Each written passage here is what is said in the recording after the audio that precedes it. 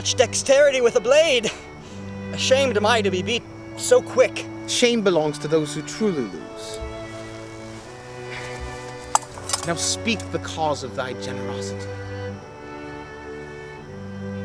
I wish to marry thy sister Christine.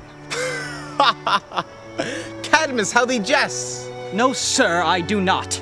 I am as sincere as the night is black.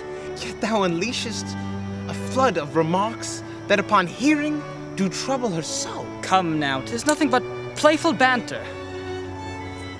Her hair tangles like vines, her garments unclean, and this, how her nose protrudes into the air like the beaks of birds or the snouts of horses. Banter? No, sir. 'Tis childish cruelty. Thus, most nights Christine finds herself in tears.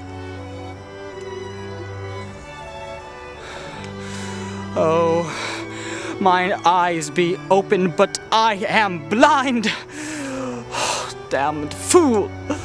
Canst thou ever forgive thyself? Save thy cursed words for times of despair. Thy path is simple. Simple? Pray do tell. Courtship relies upon pretty words and looks.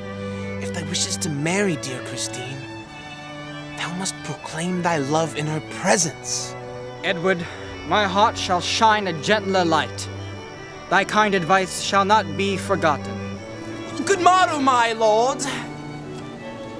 I bear a message.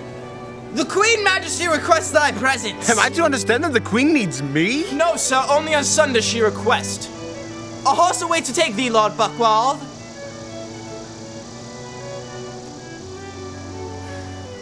'Tis best not to keep my mother waiting. Edward, next time prepare thyself to lose. With my skills, I shall only lose a friend. Fare thee well, Edward. Godspeed, dear Cadmus.